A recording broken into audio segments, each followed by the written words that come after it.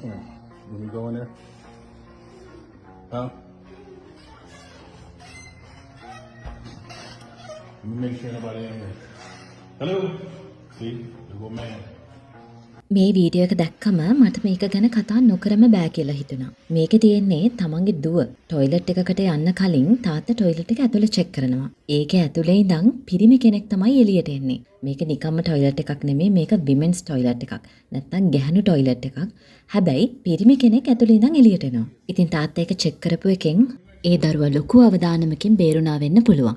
අපි ගොඩක් වෙලාවට හිතනවානේ පබ්ලික් টয়ලට් එකකට ගෑනු පිරිමි කියලා වෙනම බෙදලා තියෙනවානේ. එතකොට ගැහණු ළමයාව ඇතුළට ගියාට ප්‍රශ්නයක් නැහැ. මොකද මේක ගැහණු টয়ලට් එකක් කියලා. ඉතින් ගොඩක් වෙලාවට තාත්තලා නැත්තම් පිරිමි අය ඇතුළට ඇවිල්ලා මේක චෙක් කරන්නේ නැහනේ. හැබැයි අපි අවෙයා වෙන්න ඕනේ. නැත්තම් අපි දැනගන්න ඕනේ දෙයක් තමයි ගැහණු টয়ලට් ඇතුලේ මානසික ලෙඩ්ඩු ඉන්න පුළුවන්නේ. ඒක නිසා වොෂ්රූම් එකක් ඇතුළට ළමයෙක් යවන්න කලින් නැත්තම් টয়ලට් එකක් ඇතුළට ළමයෙක්ව යවන්න කලින් අනිවාර්යයෙන්ම එයාගේ පේරන්ට් දැනගන්න ඕනේ මේක ඇතුලේ කවුද ඉන්නේ කියන එක.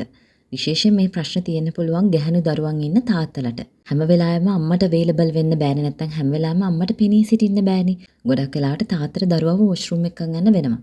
ඒ වෙලාවට තාත්තලා දැනගන්න ඕනේ වොෂ්රූම් එක ඇතුලේ ගැහණුවට අමතරව වෙන කවුද ඉන්නේ කියන එක ගැන අවයා වෙන්න ඕනේ. එයාට අයිඩියා එකක් තියෙන්න ඕනේ. ඉතින් ගොඩක් වෙලාවට තාත්තලා හිතන්නේ ගැහණු වොෂ්රූම් එක ගොඩාක් සේෆ් කියලා. හැබැයි ඔයා ගැහණු දරුවව එක්කන් යන්න වෙනවා නම් අනිවාර්යයෙන්ම බලන්න ඕනේ ඇතුලේ කවුරු හරි ඉන්නවද කියලා.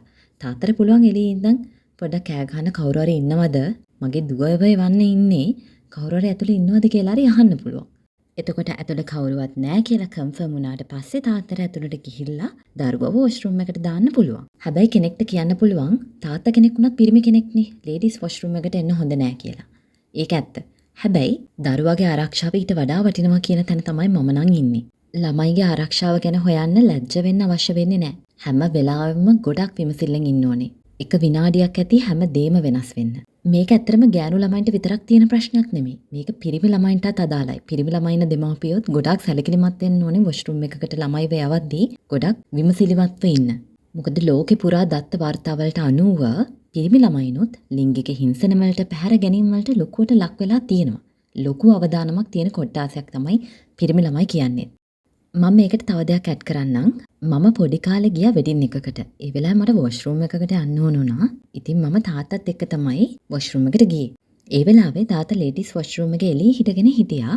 මට කිව්වා ඇතුළට යන්න කියලා. කොහොම හරි ඒ වෙලාවේ කෙනෙක් වොෂ්රූම් එක නැත්නම් টয়ලට් එක ඇතුළේ හිටියා. টয়ලට් එකේ දොර ළඟ හිටගෙන හිටියා. මේ ඇතුළේ ඉන්න කෙනා එළියට එනකම්. හැබැයි ඇතුළේ ඉඳන් එළියට ආවේ පිරිමි කෙනෙක්. මම ඒ වෙලාවේ ෂොක් වෙලා තාත්තා ළඟට හිමම දිව්වා.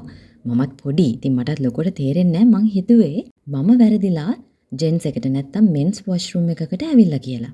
හැබැයි මං එළියට ඇවිල්ලා චෙක් කරනකොට නෑ, ඒක ලේඩීස් වොෂ්රූම් එකක්. හැබැයි ඒකට වැරදිලා වෙන්නේ නැති පිරිමි කෙනෙක් ඇවිල්ලා. වෙඩින් එකක් කියන්නේ ගොඩාක් සද්දබද්ද මියුසික් තියෙන තැනක්නේ.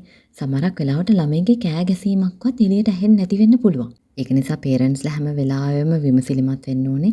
ළමයින්ගේ ආරක්ෂාව මුළු හැම දෙයකටම වඩා වටිනවා. ඉතින් මේ වීඩියෝ එක බලුවම මට මේ ටික තමයි කියන්න ඕන වෙලා තිබ්බේ.